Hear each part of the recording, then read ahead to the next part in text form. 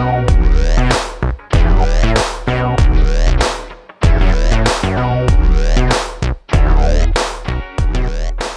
listening to the PR Wind Down Podcast, the show for public relations professionals who are ready to see real change in the PR industry. We are your hosts, April White and Laura Schooler. Let's get ready to wind down. I got it. I'm on it. Okay. So Laura, here's our horror story of the day. Of the week. Of the week. Of the bye week. Of the tri-week. Of the episode. All right. Do not open until podcast. Hi, ladies. Spark notes, : I got into hot water at work for doing what I was asked to do. So, I work in-house at a pretty big private employer in my city, in the PR department. My super is a former agency SVP, and they brought her in with glowing reviews that she's going to, quote, change the game for our media team and, quote, do great things. I was excited to work with her and learn a thing or two. One of the things she's into is a, quote, culture shift, which we needed, many exclamation points. But I actually think she's making it worse. Before, people were a little bit comfortable just plugging along at or above bare minimum. So it was actually good that she wanted to light a fire under our with asterisks to put the S's in code. But a few months in, no bueno. The biggest thing is that she keeps a roster of our weekly wins and losses and sends out a department-wide email listing them out by name. If you miss the mark for the week, she shares that feedback publicly, and it's embarrassing. Everyone on the list is ranked, quote, top performers at the top, which means between the lines, losers at the bottom. She also has this approach called, quote, extreme transparency, where she asks us to raise any issues directly to her immediately for a, quote, honest chat. Okay, so after a pretty embarrassing week for my own team performance-wise, I asked if I could speak with her. I called her and raised my concerns that the email roster was hurting morale and demotivating some of us in the spirit of, quote, extreme transparency. What I got was extreme rage. She totally blew up on me and took the feedback really personally. She even said she didn't respect feedback coming from me because my team's performance that week had dipped. The issue, I have been here for a long time and the benefits are good, so I don't want to give up just yet. But how do I handle Bossilla? Bossilla. Bossilla. So what's the real issue here? Somebody who can't take any feedback? I'm having a flashback to a situation where I was once in a meeting where the person who normally wouldn't accept any hard feedback was saying, okay, this is the moment where everyone's going to air the problems that they have with this group. Oh, geez. And I went towards the beginning and I expressed something and I got like a public flogging. Yes. In front of everyone for like a good 15 minutes. I mean, it was the craziest thing. And I was like, weren't we supposed to be, this was a safe space and you created this safe space in the spirit of Brene Brown. And now I'm not allowed to say anything negative without being the worst person in the planet. I was like, okay, this is not cool. So it reminds me of that. I mean, I think, what do you do with a boss like that that was brought in over you that is making things crazy? I mean, you can try to wait it out. Sometimes people like that burn themselves out because it's like everyone else is going to start to complain. I mean, I know Laura says never tell HR, but that's a situation where I might personally. What do you think, Laura? It depends who the person is and where they fall in the political landscape. That's why you can't tell HR, because you might not know where Even they if you fall. think you know, you might not know. Uh-huh. So you wouldn't tell HR. What would you do? Look for another job. I mean, the truth is that if you've been there a while, you might be able to get a bigger raise by jumping ship than you would internally. Right. So it might actually work out in your favor if you did look for a new job. Right. I mean, or if you feel like you're very politically like aligned, but most people aren't, Mm-hmm. especially somebody who is not super senior. Like I guess this person isn't, since somebody was hired above them. I know it's a Yeah. horrible thing to say, but I mean, sure, you can talk to a boss or a manager and explain the situation. I mean, give it a shot. It may be 50-50, it'll do anything. I mean, realistically, right? Yeah. I hate to be such a negative Nancy, but I know, no, but you're right. That's why it's disheartening.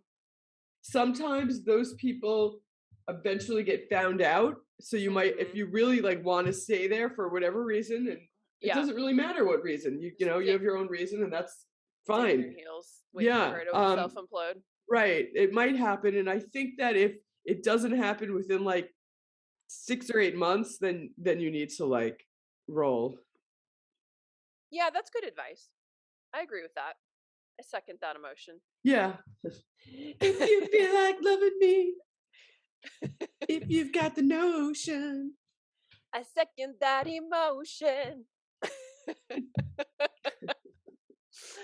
All right, we have Robert in the waiting room. Are you ready for this? The waiting room. Everything that you and Veronica have said today, I have a song for. I mean, isn't that every day? I know, but today seemed like they're coming fast and furious. Here comes Robert. Are you going to give him a sting? A sting? Yeah, like the song that you play when somebody enters the stadium. Oh, I thought you meant like.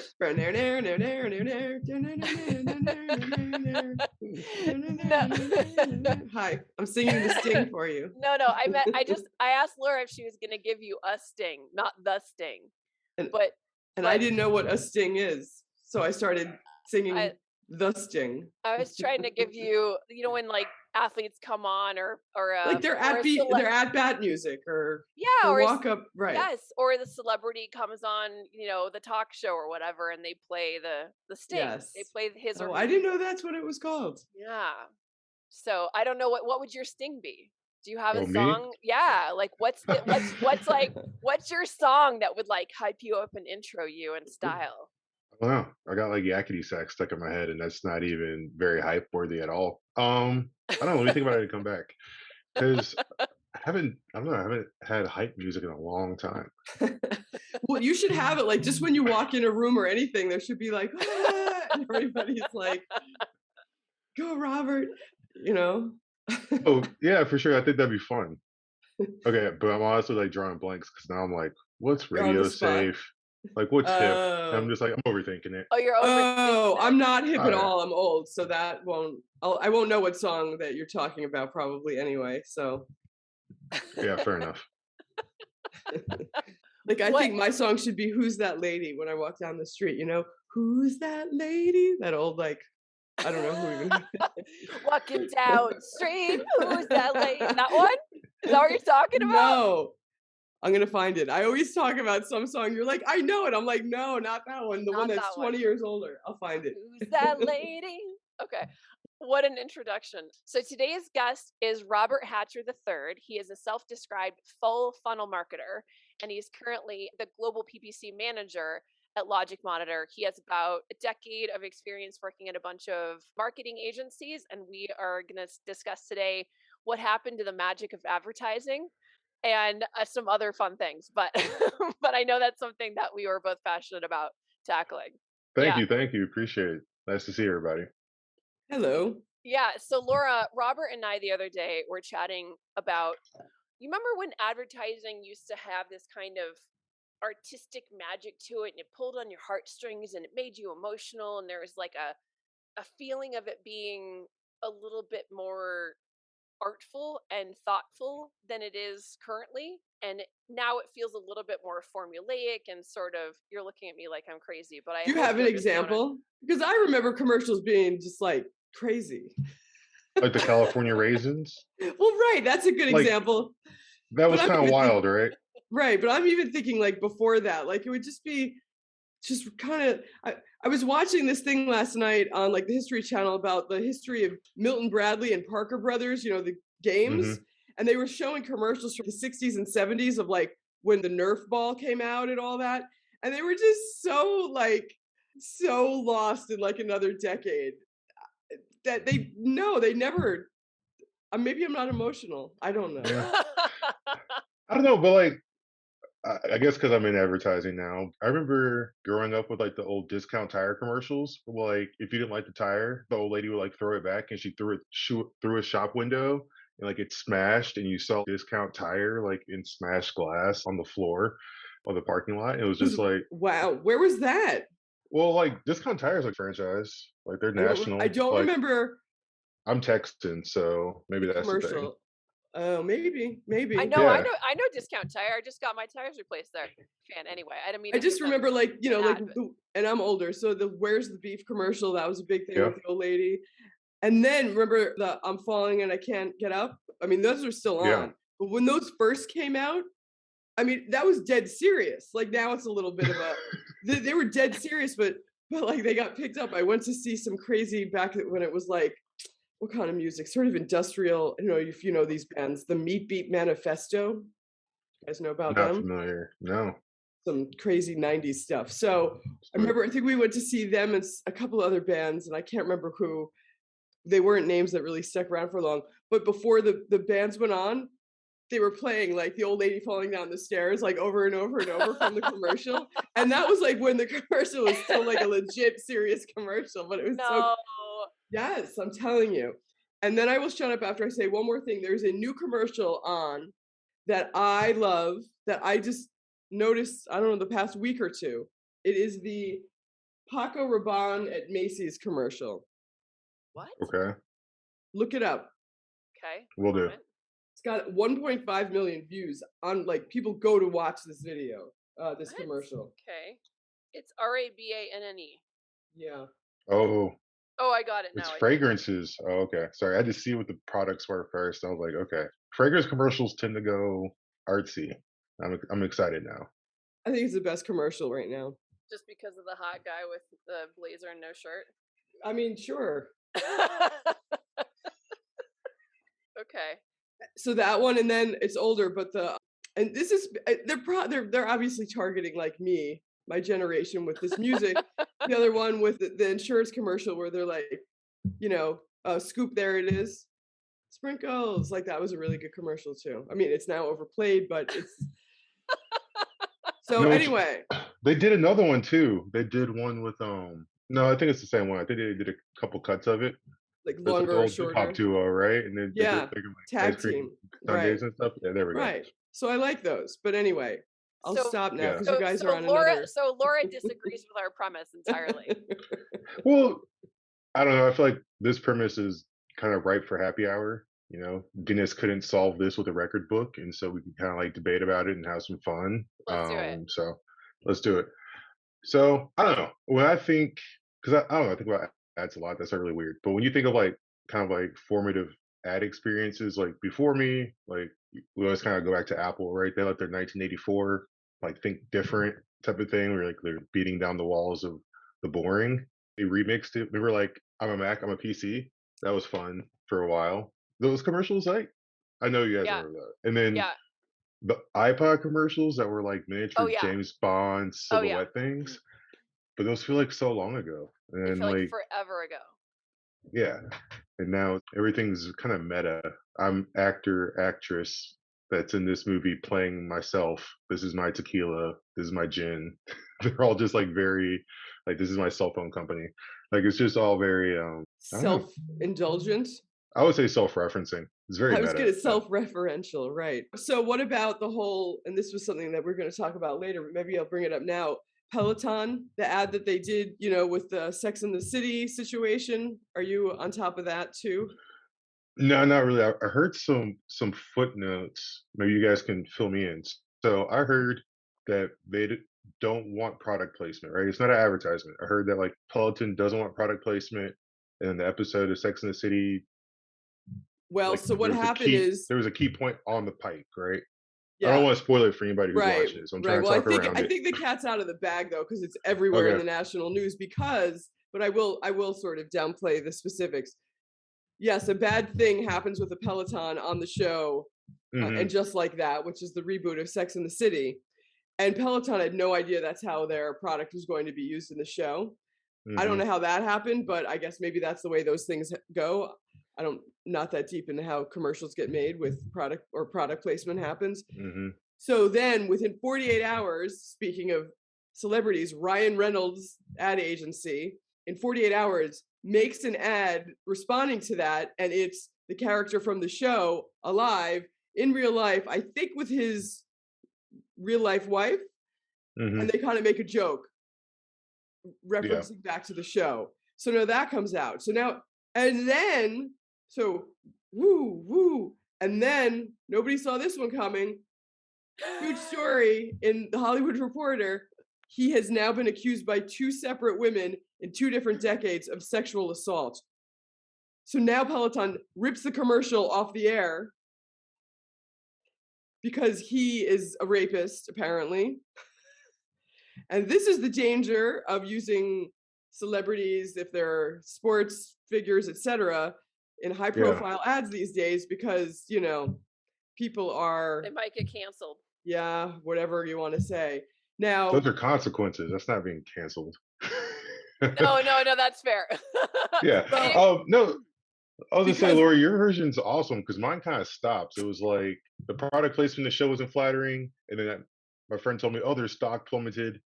it So like did. Ryan Reynolds tries to save face and makes a commercial, and their stock goes right back up because it's a Yeah, new well, economy, I it was guess. like kabam, And then kabam, kabam. it's And that last kabam I didn't know about. this story in the Hollywood Reporter was apparently it was 2 different women, 2 different decades, 2 different reporters speaking to them at 2 different times. Like these people were not connected, and the women were not connected. 2 different reporters, no idea. They come together. It turns out that he did this once when he was 49 and once when he was 60. This is like not some young guy like being crazy. This is like an older Yeah. gentleman who should definitely know better and have learned. And the stories that they tell in this article are very specific and very graphic and very upsetting. Yeah. Okay, and just total set because again, not the hippest guy out here. Is this a legit news publication? Because I Yeah, the remember when TMZ Hollywood, used to be jokey, and now they do real drops. So I right, don't the know Hollywood who's real and who's Reporter. better. Yeah, the Hollywood Reporter and Variety Magazine are the 2 gold standards for reporting on the entertainment industry and have Okay. been for 40 years or whatever. Mm-hmm. Okay. So Yeah, and then it's there was legit. there was also an article in People that said that they didn't disclose the use of Peloton to the company, avoid spoiling the content of the episode, which was where Mr. Big dies on a Peloton. Right. Which, so you think that That's the spoiler. that's a pretty big thing to leave out in a brand sponsorship. How do you feel about that, Robert? I feel like that's not cool. Yeah, I'm not gonna. I don't know. Let me play like brand manager for Peloton real quick. I don't know. Okay. Like again, from what I've heard, like water cooler talk, like they're pretty restrictive on how their service, their name, their likeness is used in product placement. You guys know the Streisand effect, right? What? I don't know if I do. Okay, so essentially, this is what's going on with Peloton. So Barbara Streisand didn't want her mansion photographed for Google Maps and Google Earth, and like made a big stink of it. And in the process, now everybody knows to look for her house on Google Maps and Google Earth. So it's Right. like the thing you try to avoid is the thing you end up Of inadvertently course. promoting. So I Right. would kind of feel that way if I was a Peloton brand manager because it's like we try to avoid our product being like too controversial or negatively associated, and now like you said, it's boom, boom, boom, boom. So honestly, at this point, I'm gonna assume the lawyers are on it, and like Yeah. anybody who actually works on the brand department is pretty much Of probably the working with the legal team on what was said, how it was said, what was presented, and what yeah. expectations were set. Because Right. I'm What do you have in assuming, writing? What's in email? Do you have recordings of those calls? Like, yeah. yeah, exactly. Because I think that's where they're at right now. It's definitely got to feel like, wow, this is the one thing we didn't want to happen, and it happened with that statement. Oh, what a PR nightmare for them. Yeah. But I've been reading more and more about the, people in PR saying you really shouldn't use celebrities in ads or PR campaigns because the weight of it going wrong is just devastating. You have to. I mean, don't you? I don't know. I know what you're saying, but the heat is on now, man. Yeah. We don't I, sweep things under the rug anymore, right? Yeah. but also it works the other way. Like things happen, you can't predict everything, Right. but like companies can do their due diligence, right? Like the race to sign a celebrity or like a rising influencer probably Mhm. puts you at more exposure. But at the same time, like companies this big, they're working with massive agencies. There's a lot of resources. If they wanted to know, they could. So it's really about the onus of how much do you want to know for either plausible deniability or for speed of production. I can't really think of a great metaphor that's not morbid, but it's like you're kind of you're playing with fire, right? Like Yeah. these are very, they're people. Nobody's perfect, but they're very visible people, and Mhm. so like you get the benefit, warmth, It's able to cook your risk. food, but then you also get like the blowback, which could burn your house down. Right. I mean, it's just inherently risky at its core, and the risk can, Mhm. like gambling, go wildly in your favor or wildly not in your favor. Well, it's entertainment. It never goes in your favor. Like legally and mathematically, like you'll never win. Right. Like the house always wins in gambling. Or It's like, ooh, entertainment. right, I'm gonna win. It's entertainment, whatever. But a lot of people, take it real serious, and it's rigged. If you put it in the right frame of reference, then instead of it becoming like, oh, I'll never be rich, it's like, no, this is entertainment. Like I'm here to have Yeah, fun, and this is the cost of this type of fun for me. And if that's too Mhm. expensive, then you don't change do it. your entertainment type. Right. But of course, people are addicts, and Yeah, that's a different thing. Now, I love Robert's theories. He's got all these theories. I still want to hear your theory about why you think advertising today has lost some of the magic. So I've kind of grown up during the transition from physical marketing to digital marketing, and you know, guerrilla marketing, experimental marketing was all kind of going on in the early 2000s when I was in undergraduate school, like mock projects for Super Bowl ad buys and like event takeovers and things like that. And then search engine marketing was like in the background as I was going. And so the thing is that when you're learning about it, you're like, how much value does a radio ad have? Right? How much value does a partnership have? Right? These are all of these different marketing initiatives, right? A billboard buy, airport takeover, right. like how much the cost is, right? But like, what are you getting for it? It's very hard to quantify, right? You have these theories, you have these assumptions, and like psychologists usually like really studying this. Like we talked about the debunking of subliminal marketing, right? Like they're not showing hidden ads in the pre-roll to your movie. They're showing you explicit ads to get you to buy candy, right? Mhm. And so when Google Ads came along and search engine marketing came along, they're like, okay, you got this many clicks to your website. You got this many sales on your website. And so then people were like, oh, so marketing can be more directly quantified, right? And so it became like a battle of sorts because like you can't have both, right? It becomes either or. And so what happened to us is like digital advertising was like fighting their way against the stalwarts, right? TV bookings, all that type of stuff. And they were like competitive advantage. Like we can show you exactly how much you're spending, like show you exactly what's happening, website analytics, all this type of stuff. We can show you who's searching, where they're at. Like you get geo reports, you get age reports, device reports, and all that stuff. And everyone was like, wow, this is cool. Like we've never had this Mhm. before. Hmm. This is working. So like it became like a niche thing that grew and grew. And then it got it got to like the new stalwart, right? It got to a head where it's a new stalwart, but it recruited a different type of marketer. We could produce our own ads a lot quicker, so we didn't have to like write ad copy and then wait for a voiceover actor to do it or wait for a Mhm. casting director to do it. So you could test a lot faster. And because you're getting like these competitive numbers back, about like your click through rate, your average position, then you're getting Mm. competitive and you're like, okay, I want to win more. Mhm. From a business decision standpoint, like we were kind of trained to lean into the competitive aspect of it. When I worked for agencies, I was kind of the culprit culture we dealt with our clients is like we did tell them, okay, I did this much for you on search and display. Your ROIs 3, 4, 5x your ad spend, but I'm running out of money. Is there a flex budget? Is there another marketing channel that's underspending? And so it became very competitive, and we were getting coached on how to Mm. get money from other marketing teams. Oh, wow. Interesting. Yeah, and that was just part of it, and it wasn't slanderous, but it was just like, hey, digital team is saying they're selling, you know, 15 pairs of shoes an hour, and you're telling me like you have a feel good rush hour traffic radio spot that's going to convince people to do a store visit eventually, right?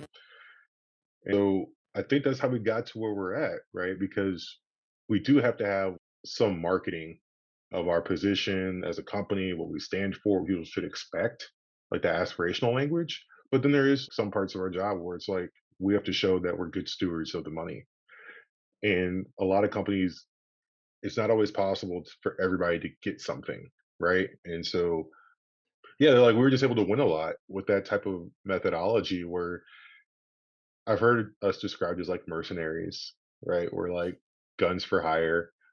we we don't have any loyalty. We just kind of game the system to get clicks and things like that. I think that's out there, but that's just not my personal style. And So when you say I know, we, who do you mean we? When you say we are guns for hire? oh, digital marketers. Okay, It's something that I've heard. the royal So we. I mean, it's interesting because I feel like this trend is also trickled down into affecting PR, and that okay. now everyone, whereas before it was like, yeah, it builds credibility and we just need to be in the New York Times and let's get some placements.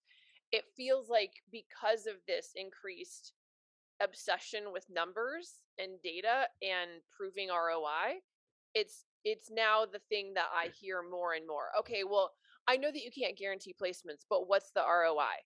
Right? And so Mm, then they want to know, okay, well, what are the tangible metrics beyond just we get 10 placements, or do we get 10 placements, or so mhm, it's become a lot more competitive, and especially younger marketers and founders and things like that are they didn't adapt to the old school ways of doing things, now want to mhm, know, okay, well, why would I spend my money on PR, 10,000 a month instead of doing digital advertising for 10 a month? Because mhm, I know I can see the results from that and it's guaranteed and I will get sales from it. So why wouldn't I do that instead of put it in, do PR. PR? So there's this like push pull now mhm. happening between those segments that didn't used to happen. That's another thing.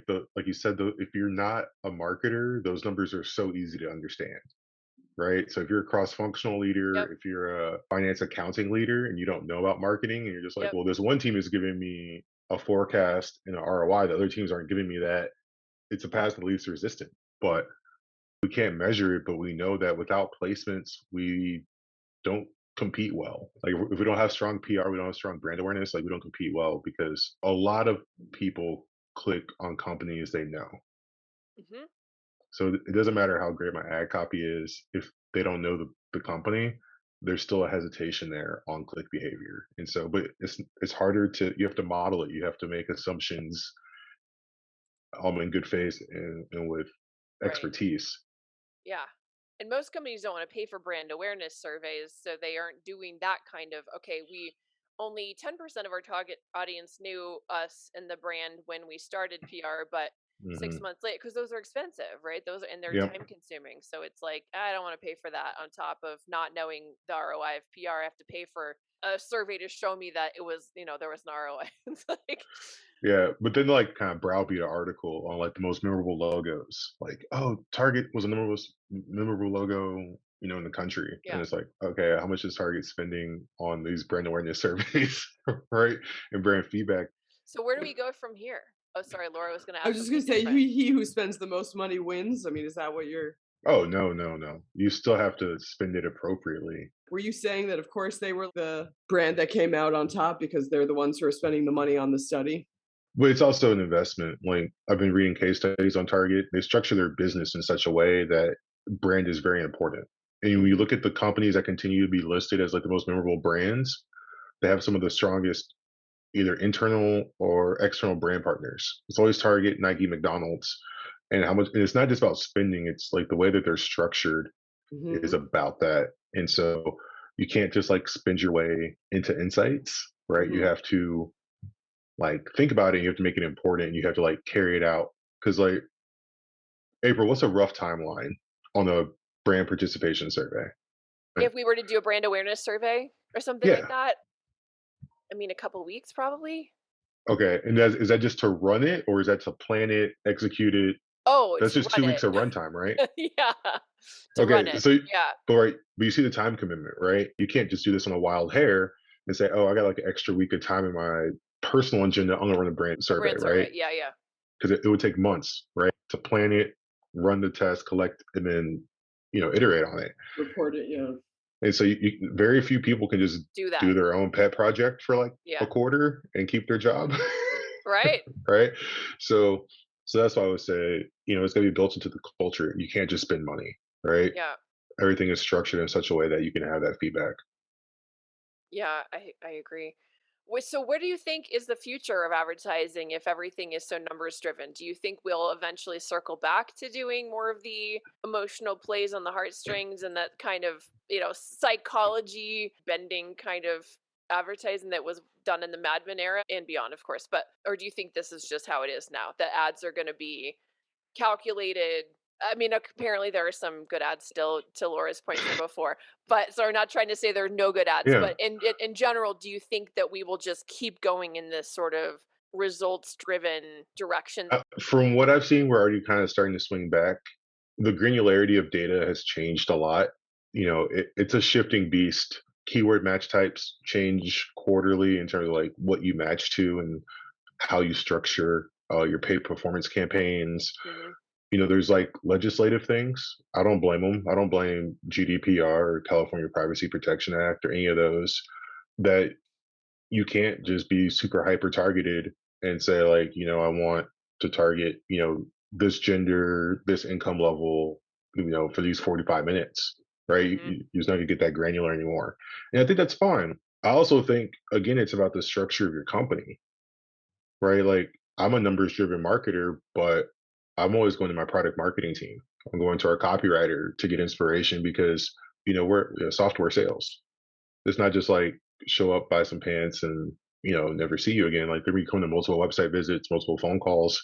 I can't go too rogue because people are like, well, I searched for you guys and like I got like this ad, and then like I've been talking to you for months and months, and it's like, right. So that's part of like my marketing maturity and professional maturity. I didn't fall into the trap. As an industry, we're gonna be swinging back that way because like you have to stand out. But I think the swing back has happened. To go back to your original question, April. Interesting. That's great. So I know we have kept you way over time here. I want to see if there's anything else that you either want to ask us, plug, anything you want to share. I just want to give you a moment here since we've been just drilling you here with questions. Okay. No, it's fine. Can I do an ask and a plug? Is that fair? Yeah. Okay, so ask first. What should I be looking for when evaluating PR efforts? Just so I can be like a better, cross marketing team member who, because I don't know. So that's a great question, this is going to sound a little bit like a cop out. I know I want Laura to answer this too, but I would actually throw it back to you what your business and marketing goals are, because I think Yeah. PR should always serve those. And I think Hmm. sometimes those aren't super clear. So then it becomes difficult for the PR team to be in service of those goals because the client hasn't clearly said, we're trying to edge out the competition. And so share of voice then becomes the most important metric, right? Or we don't have any brand visibility or credibility. So then, getting mentions in articles that are read by your target audience become the most important. And then maybe it's, what are the top 50 publications that we want to be in? Or maybe it's we have a really bad reputation, or the CEO that we have now, there's some dirt on him and we need to push it down. Then it maybe Right. becomes like, let's get articles in publications that are high enough ranking that they're going to hit that number, the magic number of 82 or higher, whatever the number is, that Hmm. then push down those bad search engine findings to help the SEO team, right? So I think it depends a lot on what the priorities are of why you guys, why you're doing PR. Because I think a lot of times people just say, I don't know, we need PR. And then that's fine. We can still work with that. But to really have meaningful metrics, you need to know from the marketing team what is it that you're trying to achieve as a brand and as a business.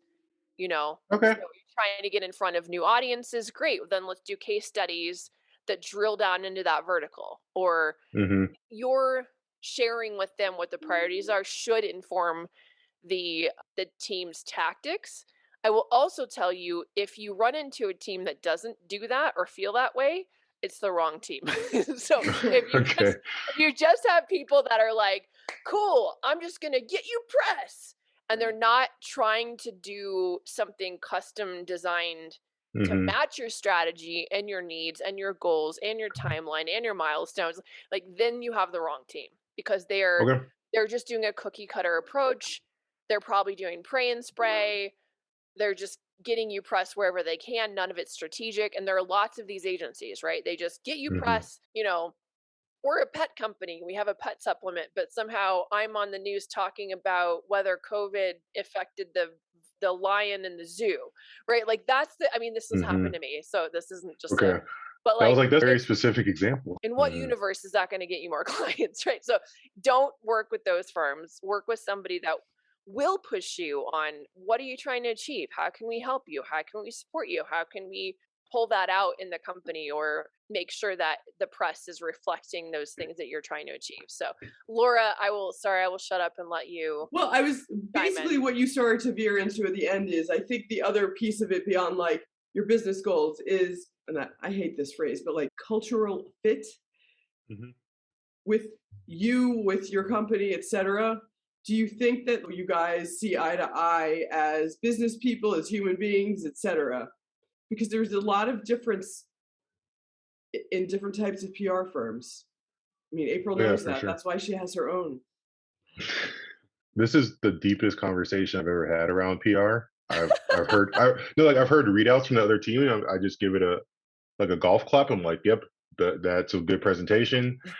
But it's a very surface level knowledge, and so even just getting a little bit deeper on just how to like better engage with them. Mm-hmm. I'm not trying to tell them how to do their job, but just be a better teammate is really Yeah. what I was looking for. So thank you. Yeah, absolutely. Yeah. And the last thing I'll leave you with, and then let's do your plug. The other thing that's really important is that as a marketer, it's very important that you work with the team and manage them the same way that you would manage an employee, right? hmm So you don't just hire an employee and then cut them loose and hope that they just figure out the job without overseeing what they're doing and providing feedback and Being input and involved. being involved. So it's hmm very important. I think a lot of times marketers get really busy and they're like, oh my God, my hair's on fire. Somebody do PR. And they just throw it at a team and they're like, cool, I have an agency. They're going to fix it.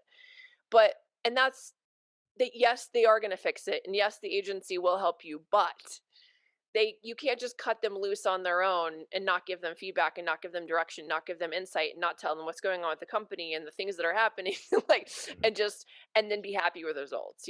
So I think the other Yeah. thing I would say is, in defense of some agencies that maybe haven't performed for marketers, maybe take a look at where you can be a little bit more involved in sculpting the process, and you shouldn't be doing all the work for them and coming up with the pitch angles either. That's not okay. Yeah. But there's a happy medium in between where you're saying, hey, just want to throw this out. I was talking to, the head of product yesterday and he mentioned blah, blah, blah. Would that be interesting to you? And then the hmm team can say, no, or yes, can we get data on that? Or it Yeah. might be, are there statistics, So I think it's just important to know that you need to partner with them for Yeah. the success, and also respect them. If you don't respect the team you hired, get a new team, because Nice. unless you just don't respect anybody, and then look at yourself. That's why I'm here. and then go to therapy. No, but it's like, if you need to trust their counsel as well, right? You need to hmm want them to push back on you. And I think if the team is too junior, they won't push back on you, and that's also a hmm bad sign. You want a team that's going to be polite about it, but also give you a little bit of pushback when they think something's not going to fly, because then they're not wasting your budget. Yeah. That's good to hear. So let's hear what you have to plug. Yeah, it's just a couple of things I've just been thinking about this season. There's a not for profit that I work with called Code to College. They're amazing. They work with high schools across the country and helping students get into STEM, kind of showing them computer language programming, Nice. so they can see like internships on app development, design, all that type of fun stuff. They're a great group. I volunteer with them like a few different times as an individual. We also work with them pretty extensively at LogicMonitor. So always love to give them some space there. And then I have community on the mind. And one thing that's kind of big for me in supporting my community is like blood donation. So if anybody is healthy and able and willing to, it's one way to literally help out your neighbors that are probably going through something very difficult. So those are just two things, people can help out in big and small ways, but feel free to check them out. I love that. And how can people reach you if they want to get in touch? I was gonna say my LinkedIn is pretty up to date. I don't know my custom handle, but if you type in Robert Hatcher the third, you'll find me. Cool. I forgot that URL, but That's all right. That's all right. yeah, That's good enough. Awesome. Well, thank you so much for your time. I really appreciate it. This has been super fun, and we enjoyed the conversation and your amazing theories on all of the things. yeah, of course. Okay, When well you that's good on me, man. and Until when you next time, buy ladies. Paco Rabanne cologne, you'll know why, because I turned you on to that commercial. Cologne commercials are some of my favorite. They're great. There's no smell-o-vision, so it's just 100% like Right. You can't artsy. smell-o-vision, right. Who knows what it smells like? It's probably terrible. I don't care. I like the commercial. Exactly. And so, Bye-bye. Take care. Awesome. All right, let's do things I should have been trained on. Okay. Get serious. Let's get serious. Oh no, Let's another get song. serious. Another Yeah, song. Everything's a song. Everything's a song today. So, what we should have been trained on: managing time, hours tracking, and account profitability. Well, the reason why I wanted to pick this Let's hear it. is because if you're a junior person and you're like, oh my God, I can't believe I have to keep track of my time and enter it every week or every day. It's such a nightmare. And, why are people watching me and, all this stuff. Yes. I don't think that I didn't really get it, that junior people understand that it's about account profitability. But you could speak more to that as a real agency maven. Yes. So yes, it is important to manage your hours and track your time and report it to management, not because they are watching to see how long it took you to do the press release and was that appropriate, or not because they want to know which days you did the work or anything. Like, it's not that. It is a more high level thing where, as an agency owner or business owner, or even an agency operations person, depending on how big the company is, you need to know which clients you're over servicing, and you also need to know whether they are actually breaking even or profitable or losing you money, because God knows I've had clients, and everyone has had clients, that are actually losing the firm money. So you would actually be better off firing that company than keeping them as a client, because they are always going over budget every month. And so that's the kind of thing where you have to know that. I do think that it's something that you don't think about until you think about it or you hear about it, and it's, why would you, but so I get it that it seems like big brothery. It's really not. We did do an analysis recently at Trust Relations where we were trying to figure out where can we trim a little bit of the fat to make room for other things, because you don't want people going constantly over budget or billing for things that you didn't mean for them to bill for and things like that. And also we look to see if people are putting their time consistently in the same buckets, because the other thing you want to know is this account spending 80% of their time on account management stuff instead of pitching? If so, then we need to have a conversation with the client, say, hey, we need to streamline whatever we're doing in terms of giving you counsel and feedback and meetings and things, because your budget is going predominantly to managing you rather than doing the work. Those are the kinds of numbers you need to have handy to see if that's happening, or if or spending so much time doing rewrites that it's cutting into getting results or something like that. So those are the reasons you need those buckets also, because I know just tracking hours for an account is one thing, but then usually agencies ask for a breakdown of what kind of activity, and that's Mhm. why. That's why, because you need to know, are we spending our budget or the client's budget? Are we being good stewards of it, or are we wasting it on things that, This segment is things I should have been trained on. yes, So now that you gave the explanation as to why it's important, yeah, did you feel that you were trained in this when you were starting out in PR? never. And do you You? think it would have been important or have beneficial had you been? I think it would have helped me. I think it would have helped me have more of a reverence too for management and what they were doing. Because I think as it was, when I didn't understand why they were doing it, I just found it annoying. I was like, why are you making me do this? This is Hmm. stupid. But understanding it, even if you're not responsible for it, I think does give you a little bit more perspective that makes it at least less of a thorn in your side. And I mean, yes, it's still irritating that you have to do it. It takes time, but at least then you understand the why. So you're not Hmm. just being given this, what feels like monkey work.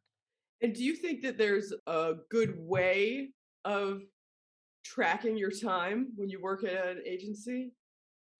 I mean, a lot of them will have a system for the time tracking where you can clock yourself in. So that's one way to do it, where you just use an automated thing. That can be really difficult depending on how many accounts you're on and how much you're I bouncing think around. most PR people are so ADD that they might be 2 minutes here, 3 minutes, and you're going to be keep clicking the clock from like one account to the other or something. Seems crazy to me. I mean, I think it depends on your role. I mean, so for me, Right. for example, I'm usually in back-to-back phone calls, so all I have to do is look at my calendar and say, okay, from this half hour to this half hour, I did this. From this, Right. now, of course, in some instances, if it's a call I'm not leading and I actually have breathing room, I might also be slacking and emailing behind the Right. scenes quietly, but usually not, because most of my You need calls to pay now, attention. well, most of my calls I have to pay attention because I'm either Yeah. leading them or I'm pitching a new business prospect, and that's not a multitasking scenario. Right. Which is why everyone gets emails from me at 9 o'clock. That's when you finally look at your email. Right. That's right. That's right. I think that it depends on what your role is, how you best track that. But I mean, I'd say whatever works for you. I mean, at the end of the day, I think a guesstimate is okay. I think people, if you get too tied up in too much precision, it might actually not help you. Hmm. So I think knowing, okay, I think it took me 2 hours to do that byline or whatever, 3 hours. Right. So do you write it down? How do you do it? What do you literally do? Well, I'm in a weird scenario now because of my, like I said, the calendar. So I actually have my assistant help pull my calendar and put it into Right. a But guesstimate of before, what. how about when you were at agencies, like, more recently as a At more senior? agencies, I would go back through the day and say, what did I do today? And then figure out, I would know how many hours I spent at work, and I would kind of reverse engineer it. So, because Hmm. usually it was kind of one of those whirlwinds. So I'm not saying this is the way to do it. I don't think the way I did it is the right way to do it.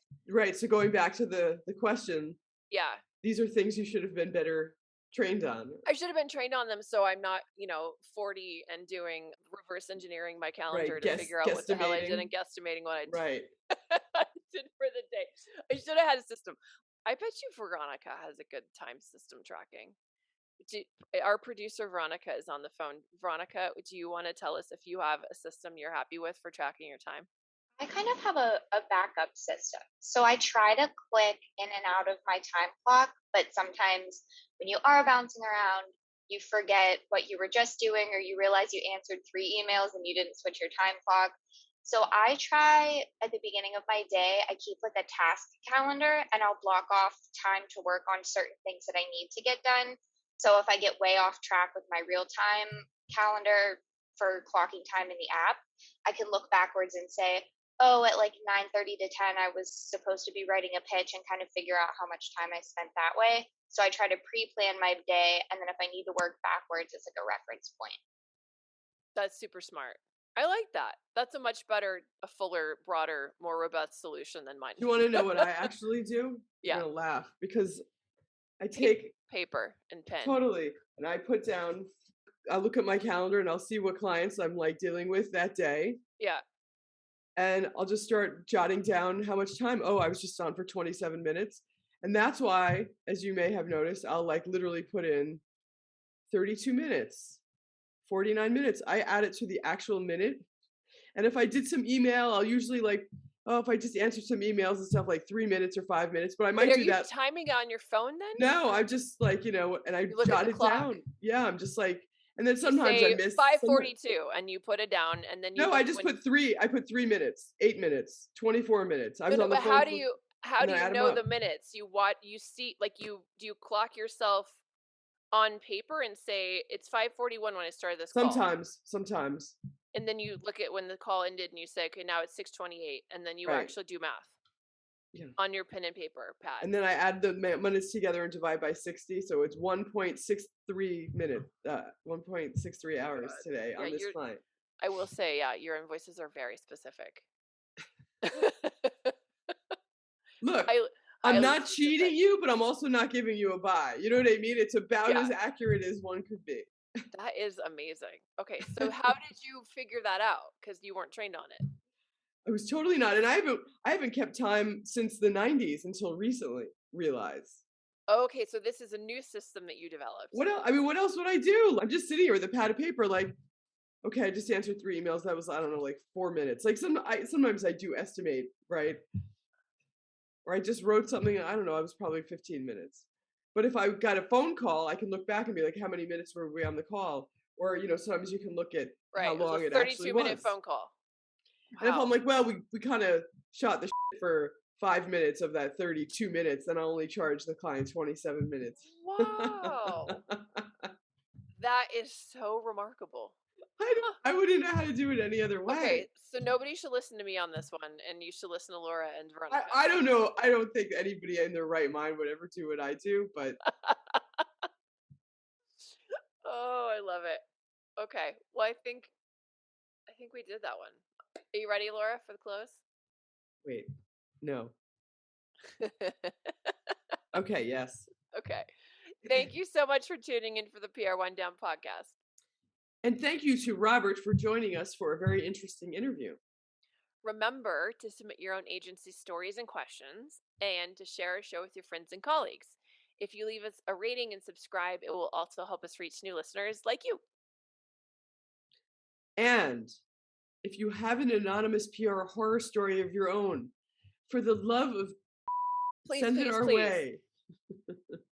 Send it our way at the contact email below the episode notes. Can't wait to wind down with you again next time. Do I need to say that again because April interrupted me? Thanksgiving turkey.